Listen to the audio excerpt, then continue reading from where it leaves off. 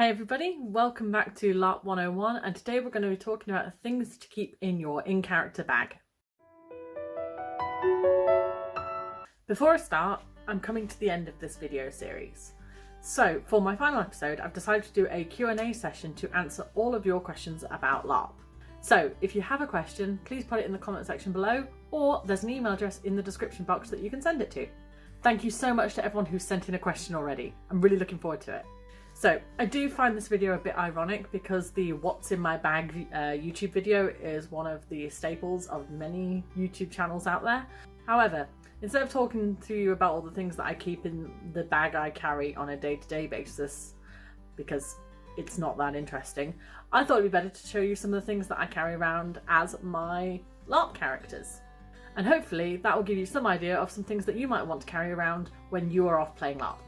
So this is my current in-character bag. It's not perfect. It's got this little zip here, which I want to remove because I think it will look better that way. But it works really well for what I've got. It's got lots of lovely pockets all over the place, so I can keep lots of different things in them. And it's quite big, so I can keep lots of other things in there as well. Which is sensible because I tend to get stuck with lots of really random things to carry over the course of a LARP event.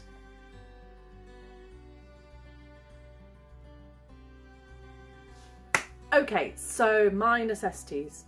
The number one thing I always keep in my in-character bag is a notebook and pen, and that is because I have the memory of a goldfish. No, with all seriousness, there's a lot of things you need to remember at a LARP event, and I forget most of them by the first morning. This one I got from a lovely shop called Chow's Emporium, and it's lasted me about 5 years. Make sure to check if your LARPs have any unwritten rules about pens. Some LARPs don't care what kind of pen you've got, others prefer them to look a little bit more in character. Next, tankard, water bottle. I keep my water bottle in this case because it is a swell bottle and doesn't look very in character at all, but it does keep hot water hot for about 12 hours and cold water for around 24 hours. I have tested this and I'm quite happy with the results. The user instructions do specify, however, do not put anything carbonated in it because it will break the seal and completely ruin your bottle. I got this tankard off Amazon. I got a wooden one specifically because I needed to drink hot drinks as well as cold drinks, and having hot liquids inside a metal tankard is probably not the wisest thing anyone's done in a LARP field, and I need tea. A lot of tea. It's also really helpful to have some form of light with you. I don't have a light to help me find my way in the dark because contrast between light and dark can be quite extreme at night. And that makes it almost impossible to see anything that is beyond where your beam of light actually is. And that's not what you need when you have monsters jumping out at you from the shadows. But I do have it if I have something that I need to read, because the amount of maps, riddles, and secret notes that you come across at nighttime is far more than is necessary. I also carry hand sanitizer because the majority of my LARPs are outside, and that means portaloos and standpipes and very minimal hygiene. So I always have it on me. Now, I mentioned in my last video that having snacks on you are a great icebreaker when you're at a new LARP, and it's always really good to have some on hand. But even if you don't fancy sharing them with anyone, having some snacks available to you is really, really good for helping keeping your energy up between meals. LARP can be quite intensive even if you are not doing combat. Even simple non-combative activities can be really draining. So it's always better to have something on you just in case. Now, there's no right or wrong when it actually comes to having a snack. I know some people swear by in-character snacks only, and they will show up with their hunk of bread, their lovely wedge of cheese and some apples, and that's what's going to keep them sustained throughout the event. And then I also know other people who go to events loaded up with all of their favourite sweets and ready for that sugar high that's going to make them have the best event of their lives. So it really comes down to your own preferences. So have what you want, Try and be considerate of other people's immersions the best you can, and have fun. Try and pick something that will give you energy, and try and maintain a balanced diet at a LARP event as much as you can.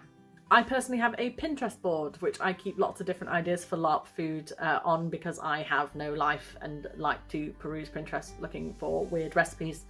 I have put a link in the description box for you if you want to go and check that out. Now, odds and ends is essentially all the stuff that I have in my bag that is relevant to my specific LARP character, as opposed to things that I would bring to a LARP in general. These are going to be your in-character props and likely things like your in-character makeup. For instance, I tend to carry my character's makeup in my bag. That's because it wears off throughout the day. My events run from 10 in the morning till 2 AM the following morning, so makeup tends to wear off. I tend to mostly carry lipstick because that's the thing that seems to wear off the most, mainly through eating and drinking throughout the day. My character Briar has, from the Law Trust, has 2 lipsticks that I currently carry, one for when she is trying to kill people and one for when she's on a day-to-day basis. My killing people lipstick is my Game of Thrones lipstick from Urban Decay, which is aptly named White Walker. And the other lipstick that I have is my Little Snow lipstick from Colourpop, and it is part of their Frozen 2 range because, again, I am a walking cliche. Having some personal props in your bag is a really good way of helping you get into character and making the game your own. I played an elf at a Dragon Age LARP who I decided was going to be a bit of an artist. And so before the game even started, I created her an entire art set with a box to keep all of her wonderful art supplies in. And I created an art book for her which had some drawings and paintings that the character would have done before she arrived at the event. Other things that your character might carry could be a fan, especially if you're playing in the height of summer, as I tend to do. In-character books that your character might read, or things like tools for, let's say, a thief or a surgeon. Your options are really quite limitless. The only thing that your odds and ends really need to do is enhance your roleplay, so you can do whatever you like with them. And that leads on to the topic of my next LARP 101 video, which are some basic roleplay tips to help you start becoming the best roleplayer you possibly can be. So please subscribe if you haven't done so already, and please share this video as well, and hit the like button so that I can beat the wonderful YouTube algorithm and actually get my videos out there. Thank you so much to everybody who has subscribed to me so far. You're all awesome. That video will be out in 2 weeks. I hope you're all staying healthy and happy. I will see you on a battlefield soon.